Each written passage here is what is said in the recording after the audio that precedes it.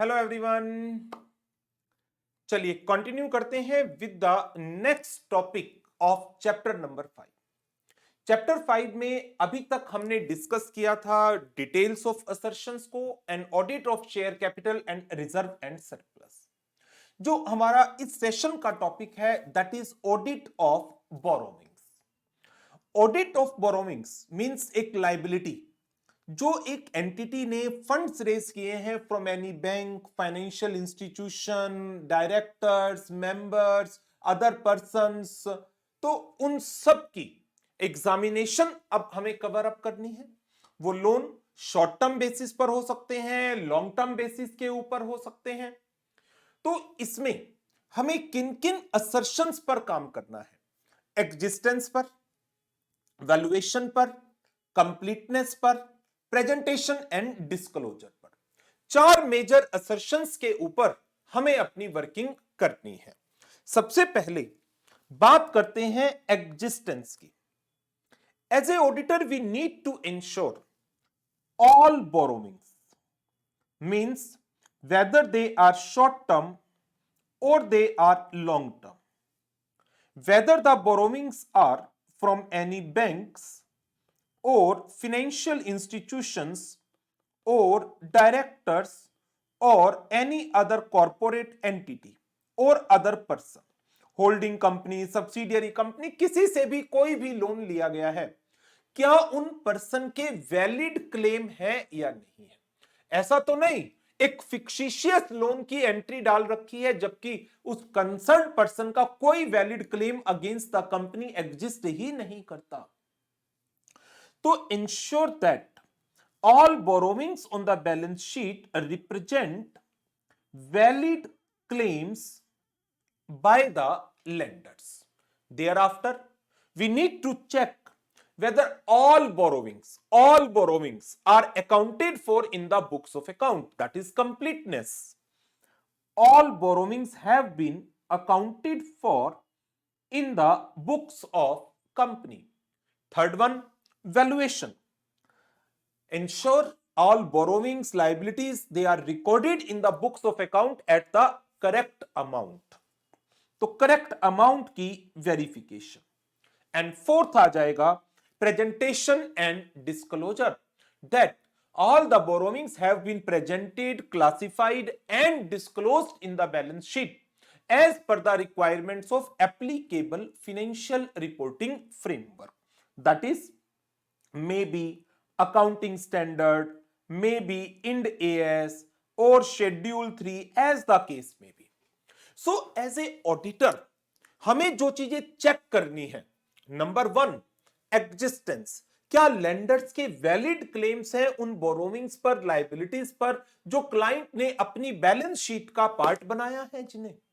Number 2 completeness, all borrowings have been accounted in the books of the entity. Valuation, whether the liabilities are been recorded at the correct amount. And fourth one, presentation and disclosure as per the requirements of applicable financial reporting framework.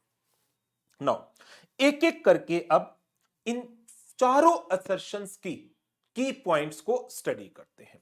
पहला, existence. यहां पर हमें check करना है कि क्या lenders के valid claims हैं, मींस जो लाइबिलिटीज बोरोविंग्स बैलेंस शीट का पार्ट बनाई गई हैं वो एक्चुअल में लाइबिलिटीज हैं, दे एग्जिस्ट। नंबर 1, आप चेक करेंगे बोर्ड के मिनट्स बुक्स को। ऐसा क्यों? बोर्ड की मीटिंग्स के अंदर ही नए लेंडिंग्स अरेंजमेंट का डिसीजन लिया जाता है। Board of director is the appropriate authority which decide whether to borrow an amount or not, from where to borrow the amount, to what extent the amount is to be borrowed. So, as a auditor, we need to review the board minutes book so as to examine whether the new lending arrangements are being approved by the appropriate authority. And for these borrowings, जो भी agreements, documents signed हुए हैं, they are authorised one. Ensure that new loan agreements और issue of bonds were authorised. Thereafter loan agreement से check करिए किन terms के ऊपर लोन हुआ है, रेट ऑफ इंटरेस्ट क्या है, सिक्योरिटी क्या ऑफर हुई है, कितने अमाउंट का लोन है, लोन की नेचर क्या है, रिपेमेंट की शर्तें क्या है, एंड ऑल अदर थिंग, और मैच करिए, उसी की अकॉर्डिंग बुक्स के अंदर एंट्रीज को रिकॉर्ड किया गया है। Agree the details of loan to the loan agreement, verifying borrowing limit if any imposed by the management, imposed by the agreement, they are not exceeded. जिस लिमिट तक की borrowing है, सैंक्शन की गई है, the amount which is been specified in the agreement, actual amount उस permissible limit को cross नहीं कर रहा। थर्ड वन, जिन बोरो लेंडर से अमाउंट बोरो किया गया है उनको एक इंडिपेंडेंट बैलेंस कंफर्मेशंस भेजी जाए सो एज टू डिटरमिन क्या एक्चुअल में ये बोरोविंग्स एग्जिस्ट करती हैं। Obtain independent balance confirmations in respect of all borrowings from the lenders. Thereafter यदि borrowing it is in the nature of lease और hire purchase, then check करिए whether the details of hire purchase or the lease they agree with the underlying contracts or agreement. In case of the debenture, examine the trust deed for the terms and dates of redemption, borrowing restriction, compliance with the covenants, that is conditions subject to which debentures are being issued. यदि date retire हो गया तो जिस security के against date दिया गया था तो वो सिक्योरिटी भी हमारी फ्री हो गई। तो आप एक डिस्चार्ज नोट जरूर चेक करिए कि जिस लेंडर से ये पैसा लिया गया था क्या उसने discharge note in favour of our client issue कर दिया है या नहीं करा। So when a debt is retired, ensure that a discharge is received on the asset securing the debt. Obtain written representation from the management that all liabilities forming part of the books of account or recorded in the balance sheet that represent a valid claim by the lenders. So these are the points that needs to be performed, या procedures that needs to be performed so as to examine the existence of the borrowings.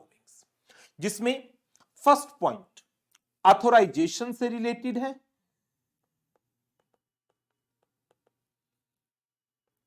Second point details of loan से related है, check it with the loan agreement, external confirmations from the parties, hire purchase and lease finances, debentures issues, retirement of loan, and obtain a written representation from the management that all liabilities represent a valid claim by the lenders.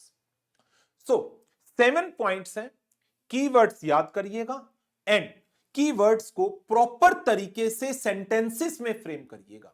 ऐसा ना हो कि आपने keywords तो याद कर लिए but there after उन कीवर्ड्स को एप्रोप्रिएटली आप प्रेजेंट नहीं कर पा रहे, अपने आंसर्स को प्रॉपर तरीके से फ्रेम नहीं कर पाए।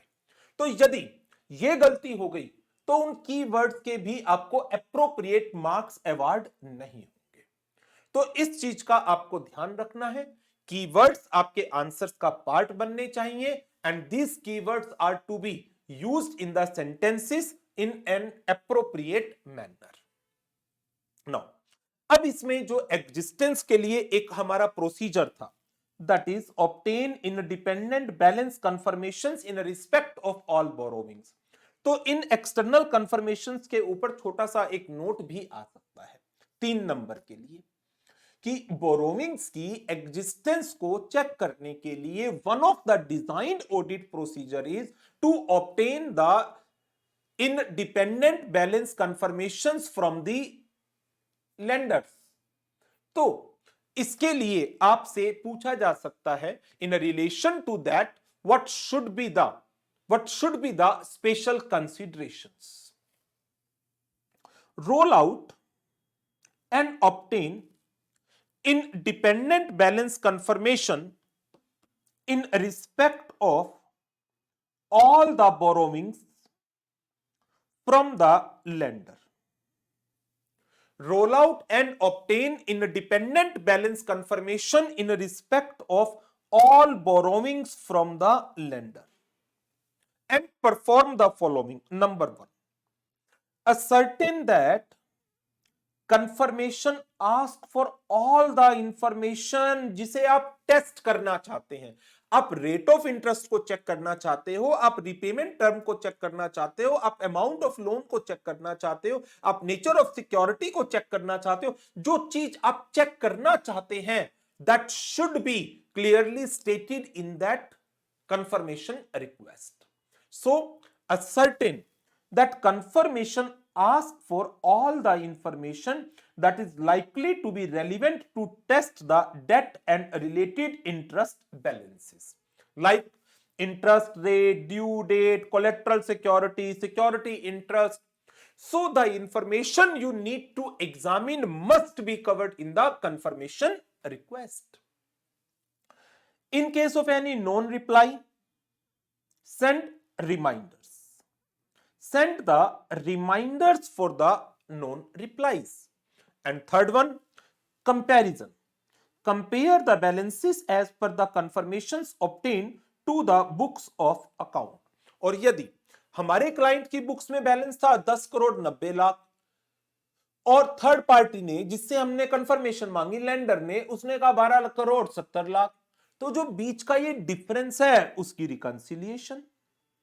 Ask for the reconciliation in case of any difference, और रिकंसिलिएशन में जो एंट्री आई है उसके सपोर्टिंग डॉक्यूमेंट दे दो मुझे। आपने कहा इतने पैसे इस दिन डिपॉजिट कराए थे, इतने रुपए का चेक दे रखा है, सपोर्टिंग डॉक्यूमेंट दे दो मुझे, बैंक की स्टेटमेंट, चेक की कॉपी, जो भी एप्रोप्रिएट डॉक्यूमेंट बनता है। सो ये तो हो गया एक जनरल प्रोसीजर। जनरल प्रोसीजर भी पूछा जा सकता है to verify the existence of borrowing, और ये हो गया स्पेसिफिक प्रोसीजर्स जो आपने परफॉर्म किया है, that is obtaining independent balance confirmations from the lenders. In relation to that, check करिए कि confirmation ask for all the information that is likely to be relevant to the tests of debt and related interest balances. Send the reminder for non-replies. Comparison of the balances as per confirmations received to the books of account, और differences है उसके लिए reconciliation ask करिए, and reconciliation के अंदर जो causes बताए गए हैं उनके सपोर्टिंग डॉक्यूमेंट ले लीजिए। सो इस तरीके से हमने first assertion that is existence उसे चेक किया है। देयर आफ्टर सेकेंड असर्शन जो है completeness, means all the liabilities that exist are recorded in the books of account. Obtain a schedule. किसका? All the borrowing, whether long term and short term borrowing. Beginning opening balance क्या था? Year end में balance क्या है? जो borrowings during the year avail की गई हैं और जो borrowings during the year पे की गई है। Opening balances, borrowings availed during the year, borrowings repaid during the year, and closing balance. Term loan against the machinery, opening balance 10 crore, 2 crore का नया लिया गया, पुराना लोन 4.5 करोड़ पे किया गया, क्लोजिंग आ गया 5.5 करोड़। तो आपने क्या किया, एक शेड्यूल ले लिया of all borrowing, whether it is short term or it is long term, showing the opening balance, closing balance, borrowings availed and borrowings repaid during the year. Now अब इसमें जो आपने नए डेट लिए हैं, जो नए डेट रेज किए गए हैं, उनके लिए आप ऑथोराइजेशन चेक करिए, review the minutes of board meeting, check the agreement or the contracts entered into with the lender, obtain independent balance confirmations from the lenders। जो नए loan during the year avail किए गए हैं, and जो closing balance इस schedule में दिखाया गया है उसे मैच करिए। क्या जनरल लेजर के अंदर जीएल में भी ये बैलेंस इतना ही है? So auditor is required to obtain a schedule of short term and long term borrowings that shows beginning ending balances borrowing taken and repaid during the year and perform the following। क्या क्या? Number 1, consider the evidence of additional debt obtained by examination of minutes of board meeting, significant contracts, confirmations from the banks or lender।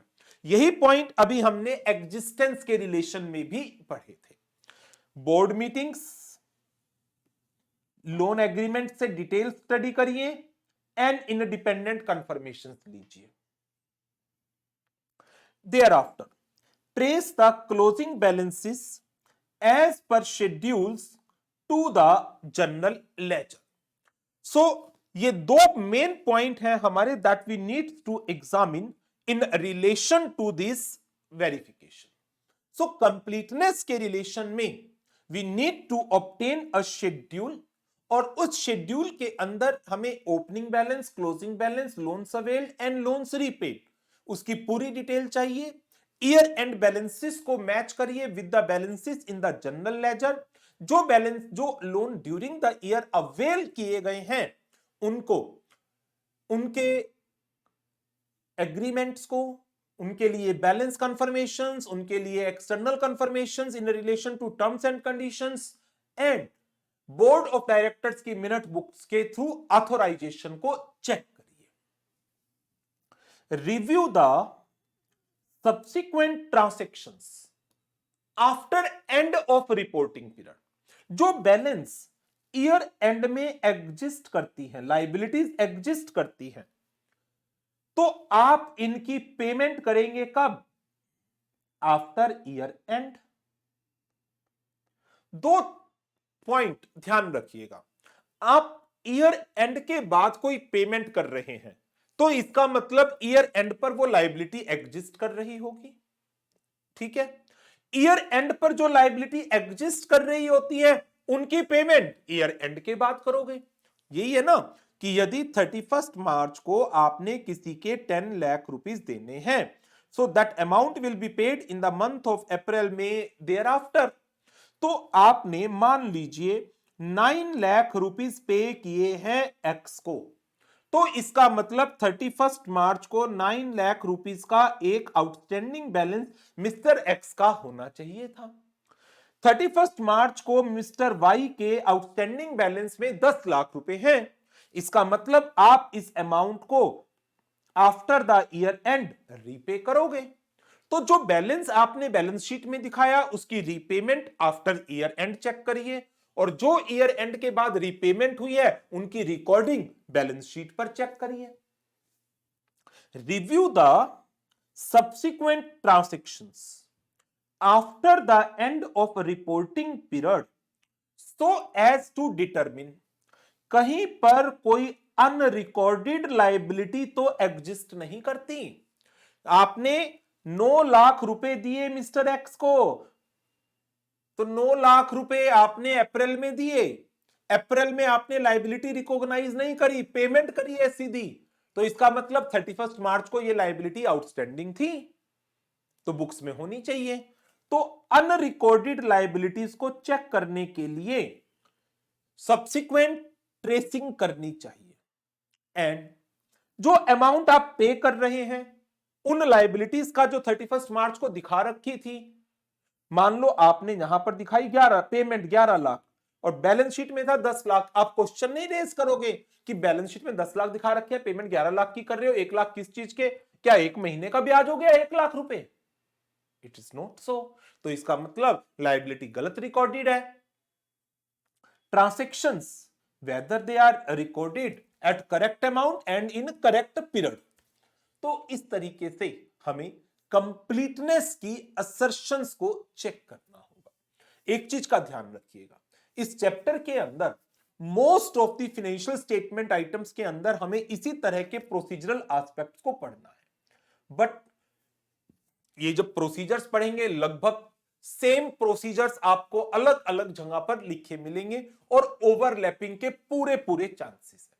तो कोशिश करिएगा चीजों को conceptually समझने की, तो क्योंकि ये ओवरलैपिंग होगी, एग्जाम में आपने कीवर्ड्स को प्रॉपर तरीके से फ्रेम करके एक एप्रोप्रिएट प्रोसीजर लिख दिया, then there are chances you will get the good marks. जरूरी नहीं है कि वो पॉइंट यहां पर लिखा हुआ हो। नेक्स्ट थर्ड असर्शन थी हमारी वैल्यूएशन की।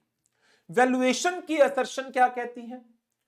Auditor need to check whether all the liabilities are recorded at the correct amount और नॉट। तो अब इसके भी बड़े सारे प्रोसीजर्स दिए गए हैं, लर्न 3 या 4 ही करने हैं। तो मैं आपको रीड करा देता हूं, सारे पॉइंट्स जनरल मिलेंगे आपको। किसी भी पॉइंट को आप पढ़ेंगे तो आपको लगेगा अरे ये तो मैंने चैप्टर 3 में उस एस्से में पढ़ा था, ये मैंने चैप्टर 4 में उस एस्से में पढ़ा था, ये चैप्टर 1 और 2 में मैंने जनरल ऑडिटिंग कॉन्सेप्ट्स में पढ़ा था। सब पढ़ा हुआ लगेगा, लेकिन रीड सबको करना है, रिवीजन सबकी करनी है, लर्निंग हर एक में से 3-3, 4-4 पॉइंट। वैल्यूएशन के लिए चेक करना है क्या? Determine that accounting policies and method of recording the debt they are appropriate and consistently applied। तो पहला पॉइंट आ गया कि जो अकाउंटिंग पॉलिसी यूज की गई है for the recording of the debt they are appropriate and they are consistently applied. यदि loan foreign currency में लिए गए हैं, then check the closing exchange rate used and restatement of foreign currency loan into the Indian currency applying the requirements of accounting standard 11। तो second point हो गया मेरा foreign currency loan का। For the foreign currency loan we need to check the closing exchange rate used and restatement of foreign currency balance as per the requirements of AS 11। Read the provision in loan and debt agreement and check क्या entity loan agreement की शर्तों को पूरा कर रही है। If any provision, if any term, any condition is not been complied with, क्या debt it should be classified as current। इसका रीजन क्या है? यदि आपको एक 5 साल का लोन दिया गया कि 5 ईयर में आपको रीपे करना है, बट कुछ कंडीशंस बताई गई that amount of the loan should be utilised for this specific purpose, लेकिन यदि लोन को उस पर्पस के लिए यूटिलाइज नहीं करते हैं तो लेंडर क्या कहेगा? मेरे पैसे वापस करो, मेरे पैसे वापस करो। मैंने तुम्हें मशीनरी खरीदने के लिए लोन दिया था, तुमने तो शेयर में पैसा लगा दिया और शेयर मार्केट तो डूब जाएगी, तो मेरा पैसा भी डूब जाएगा, मेरा पैसा अभी वापस करो। तो ये लायबिलिटी क्या बन जाएगी? लॉन्ग टर्म से इमीडिएटली शॉर्ट टर्म बन जाएगी यदि आप कंडीशंस को पूरा नहीं करेंगे तो। So if any provision is not complied with, determine whether the debt should be classified as the current। If enforcement of any condition or provision is waived by the lender, obtain confirmation of waiver from the lender। क्या lender ने इस condition को wave किया है? उसकी confirmation ले लीजिए। Examine the due dates on the loans so as to ensure proper classification। Within 12 month due date है तो it should be classified as current। More than 12 month है, it should be classified as long term. तो examine the due dates on the loans for classification between long term and short term. यदि instalments of long term loans they are falling due within next 12 month, within next 12 month, obtain ensure correctness of amount of such instalments. Examine the important terms in agreements in a relation to creation of charge over the property to secure the loan and advances। So examine whether the requirements of applicable statute, for example Company Act 2013, in relation to creation of charge, registration of charge, have been complied with. In case value of security fall below the amount of outstanding loan, यदि security की value loan के amount से भी नीचे चली गई तो आप लोन को क्लासिफाई करते हैं सिक्योर्ड में, अनसिक्योर्ड में। लोन था 12 करोड़ का, जब सिक्योरिटी दी गई थी तब उसकी वैल्यू थी 25 crore, but over the period security की वैल्यू घटकर रह गई 9.5 crore. Earlier this loan was classified as fully secured. क्यों? Value of security was 25 crore, but now security की वैल्यू गिरकर 9.5 करोड़ पर आ गई, तो आपका 12 करोड़ का लोन दो पार्ट में क्लासिफाइड हो जाएगा, 9.5 crore as the secured loan and 2.5 crore as unsecured loan. यदि लोन रिलेटेड पार्टी से लिए गए हैं, ensure the compliance of AS 18 और IND AS 24 as the case may be. Whether the liabilities towards bank for the bills discounted, bills negotiated, checks discounted, etc., they are correctly reflected and disclosed in the financial statement. General point है, ignore करना चाहो छोड़ सकते हो। Whether the amount borrowed is within the borrowing power as prescribed in article or memorandum of association. Ensure compliance of section 180, 185 and 186 of Company Act 2013 that provides the conditions with respect to the loans and investments. Examine the purpose for which the amount is borrowed, और जिस purpose के लिए amount borrowed किया गया था, क्या उसी purpose के लिए ये अमाउंट यूज किया गया है। यदि कंपनी ने पब्लिक से डिपॉजिट्स एक्सेप्ट किए हैं, then whether directives of RBI and condition as stated in the Company Act 2013 and company's acceptance of deposits rules, उनका कंप्लायंस हुआ है या नहीं हुआ। ये हमारे बहुत सारे पॉइंट हैं to examine the valuation of the borrowings. तो इसमें से एग्जाम में यदि क्वेश्चन आता है 4 या 5 नंबर का, अकाउंटिंग पॉलिसीज की appropriateness and consistent application, foreign currency loan का restatement at the closing exchange rate in accordance with AS 20 IND AS 11. In case borrowings are from the related party, ensure the compliance of AS 18 and IND AS 24. If our client is a company, ensure the compliance of section 180 and 185, 186 of Company Act 2013.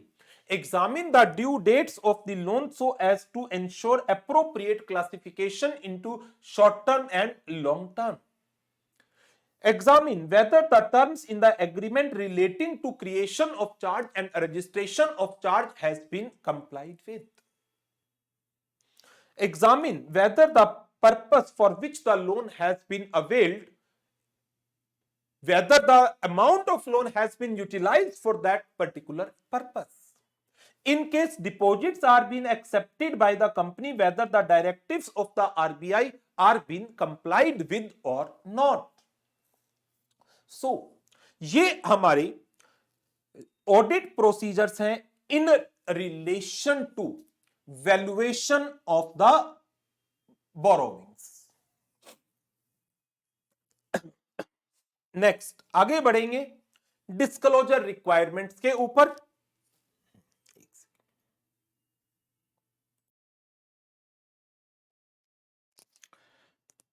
As per schedule 3 हम borrowings को दो main parts में classify करते हैं। Part 1 आता है इसका long term borrowings का, एंड पार्ट 2 आता है शॉर्ट टर्म बोरोविंग्स का। फर्स्ट हम डिस्क्लोजर्स पढ़ते हैं लॉन्ग टर्म बोरोविंग्स के। लॉन्ग टर्म बोरोविंग्स की classification, borrowings by way of issuing bonds और debentures, term loans from banks or from other parties, any deferred payment liabilities, deposits, loans and advances from related parties, long term maturities of finance lease obligations or any other loans and advances. तो जो हमारी long term की borrowings हैं, they needs to be classified as bonds or debentures, term loan from the banks or other parties, deferred payment liabilities, deposits, loans and advances from the related parties, long-term maturities of finance lease obligation, and others loans and advances specifying their nature. And these borrowings should be classified as the secured and unsecured. Nature of securities should be specified separately in each case. In case any loan is being guaranteed by director or other, aggregate amount of such loan under each of these heads should be disclosed. Bonds or debentures, along with the rate of interest and the particulars of the redemption, should be stated in the descending order of maturity, starting from farthest redemption. जो सबसे late redemption है उसके साथ आपको start करना है. Long term obligation है तो जो सबसे दूर रिडम्पशन है, 10 साल बाद, 11 साल बाद, 12 साल बाद, जो भी सबसे लास्ट रिडम्पशन है उससे स्टार्ट करना है आपको. मान लीजिए एक 10 साल है, फिर 8 है, फिर 7 है. डिसेंडिंग ऑर्डर में आपको डिबेंचर्स को की डिटेल अवेलेबल करानी है. Particulars of any redeemed bonds or debenture where the company has the power to reissue, terms of repayment of term loan and other loans, period and amount of continuing default on the balance sheet in the repayment of principal or interest amount. Other long term liabilities should be classified as trade payables and the others. सो इसमें as such कोई auditor के procedural part नहीं हमें cover करना कि हमें क्या करना है, क्या उनसे प्रोसीजर करने हैं, एनालिटिकल करना है, कंफर्मेशंस लेनी है, वाउचिंग करनी है, वेरिफिकेशन करनी है. We just need to check whether the disclosures that are required by the schedule 3 in a relation to long term borrowings are classified as bonds, debentures, term loans, deferred payment liabilities, deposits, loans and advances from related parties, long-term maturities of finance lease obligation, and other liabilities. They may be classified as trade payables and others. और इन सब heads को हमें classify करके चलना है as secured borrowings, unsecured borrowings. किसी भी borrowing की गारंटी किसी डायरेक्टर ने या किसी और पर्सन ने दे रखी है. Aggregate amount of such loan under each head should be disclosed. bonds or debentures shall be stated in the descending order of maturity starting from the farthest redemption. Thereafter, particulars of any redeemed bonds or debenture where the company has the power to reissue is to be stated. Terms of repayment of term loan and other loans are to be stated. And in case of any continuing default in repayment of loan and interest, तो कितने period का default है और कितने amount का default है, that is to be stated. So ये तो बात हुई disclosure requirements for the long term borrowings. अब बात करते हैं disclosure requirements in relation to short term borrowings. Short term borrowings, पहले तो classification. Loans that are repayable on demand from banks और from other parties. Loans and advances from related parties, deposits and other loans and advances specifying their nature. Loans to be classified as secured and unsecured. Nature of securities should be specified separately for each head. in case any loan is being guaranteed by the director or other, aggregate amount of such loan under each head should be given. Period and amount of default as on the balance sheet in a repayment of loan and interest is to be specified. Long term borrowings की current maturities should be disclosed as short term borrowings. Short term borrowings, they needs to be specified.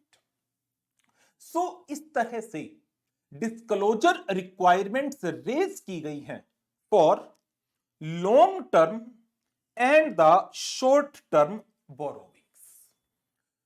Long term borrowings, उसके अंदर भी secured and unsecured की classification. Borrowings from the directors और any other person needs to be specified. Period and amount of default is to be specified. तो ये जो points हैं 2, 3, 4, ये long term and short term दोनों में कॉमन पॉइंट है, बट क्लासिफिकेशन आपको याद रखनी है. शॉर्ट टर्म की क्लासिफिकेशन है loans repayable on demand, loans and advances from the related parties, deposits and others. और इसके लिए आप एक काम कर सकते हैं. मैंने लास्ट टाइम भी आपको एक कंपनी की बैलेंस शीट दिखाई थी, तो इसी तरह से आप किसी भी कंपनी की बैलेंस शीट ले सकते हैं और जैसे दिया हुआ है यहां पर borrowings, secured portion, unsecured portion, non convertible debentures, bonds, term loan from the bank and term loan from the others. Thereafter details दी गई है डिबेंचर्स की. Maturity profile of non convertible debentures, कब कब डिबेंचर्स की redemption होनी है along with rate of interest. Secured portion, unsecured portion 2028-29 में, 25-26 में और करंट 24-25 में. फारदेस्ट सबसे पहले maturity profile and interest rate of bonds 96-97 कितना दूर है? 61-62, 51-52 फारदेस्ट से. Maturity profile of unsecured term loans. तो इस तरीके से ये सारी बोरोविंग्स की डिटेल दी गई है. Current borrowings, secured, unsecured, working capital from bank, from others, other loans from banks, from others. So जो ये डिटेल शेड्यूल 3 ने डिमांड कर रखी है, ऐसा नहीं है कि ये सिर्फ ऑन पेपर से लॉ के अंदर है. Every company is required to ensure compliance of these disclosure requirements. इसके अलावा there are certain additional disclosure.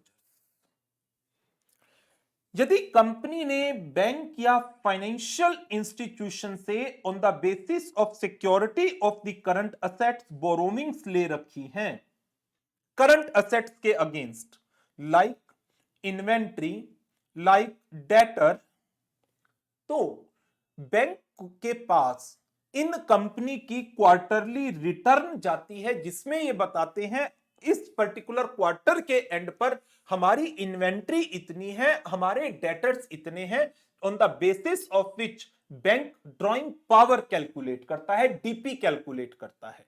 ये चीज आप कारों के अंदर भी पैरा 3 क्लॉज 2 में पढ़ते हैं, ऑडिट ऑफ बैंक्स के अंदर ड्रॉइंग पावर कैलकुलेशंस में भी पढ़ते हैं. तो यहां पर डिस्क्लोजर क्या है कि जो क्वार्टरली रिटर्न या statement of the current asset bank के पास फाइल की जाती है, क्या वो मैच करती है with the books of account.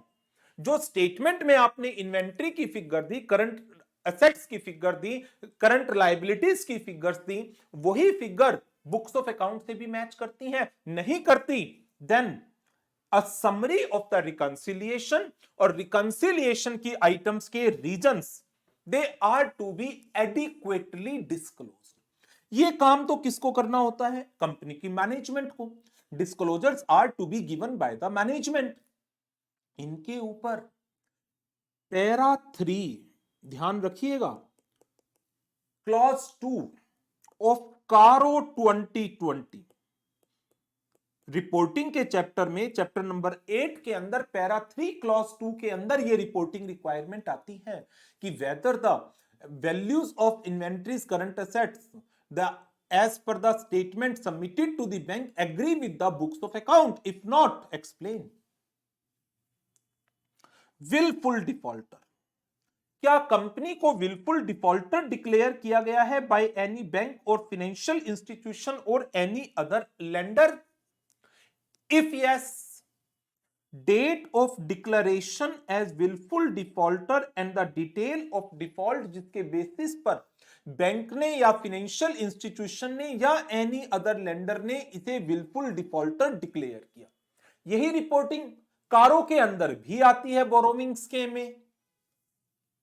Registration of charges और satisfaction with the ROC, where any charge or satisfaction yet to be registered with the ROC beyond the stipulated period, detail and reasons thereof should be disclosed.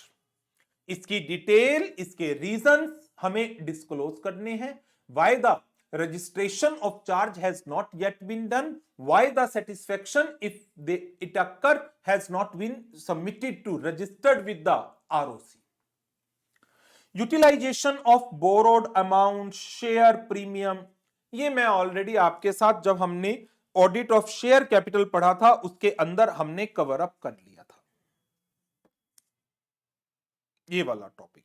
Disclosures with respect to fund, advance, loans और invested with other persons, ये common point है।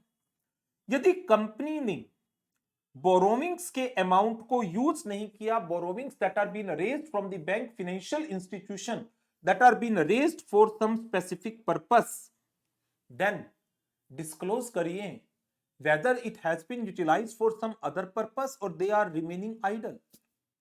पड़े तो नहीं है, ऐसे ही idol account में पड़े हुए हैं without being the funds utilised for the specific purpose for which the funds were actually raised.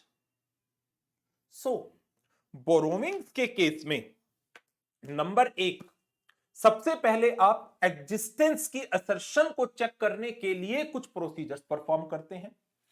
There after completeness की असर्शन को चेक करने के लिए कुछ प्रोसीजर्स हैं, फिर वैल्यूएशन को चेक करने के लिए कुछ प्रोसीजर हैं, और लास्ट में हमने डिस्क्लोजर रिक्वायरमेंट स्टडी की long term borrowings, short term borrowings and additional disclosures.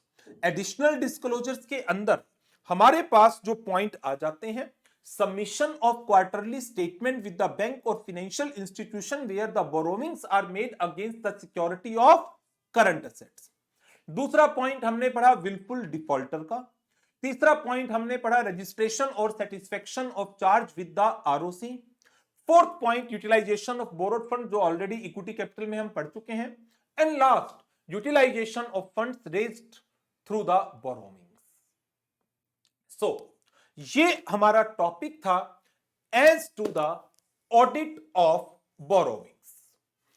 तो इस सेशन को यहीं पर ओवर करूंगा, एक एक आइटम को एक एक सेशन में लूंगा। चैप्टर बहुत बड़ा है, कॉमन टॉपिक है, तो आपको कन्वीनियंस होगा कि एक एक टॉपिक को पढ़ें, अच्छी तरह रिवाइज करें एंड उसके क्वेश्चंस की प्रैक्टिस करें। चीजें कॉमन चलेंगी। अब जब नेक्स्ट टॉपिक पर चलोगे, ऑडिट ऑफ ट्रेड रिसीवेबल, इसके अंदर भी यही आएगा, कौन सी असर्शंस एग्जामिन करनी है, existence, completeness, valuation, presentation, disclosure. फिर एग्जिस्टेंस के प्रोसीजर पढ़ोगे, देयर आफ्टर कंप्लीटनेस के, फिर वैल्यूएशन के, और लास्ट में disclosure requirements of schedule number 3। तो बैलेंस शीट आइटम्स में असर्शंस लगभग यही चलेंगी सारी फाइनेंशियल स्टेटमेंट आइटम्स के ऊपर। एक एक टॉपिक अच्छी तरह से रिवाइज करने हैं एंड क्वेश्चन आंसर्स की प्रैक्टिस करनी है, ठीक है। तो इसके साथ इस सेशन को यहीं ओवर करेंगे। नेक्स्ट सेशन में हम ट्रेड रिसीवेबल के टॉपिक को कवर अप करने वाले हैं। Thank you very much, good bye.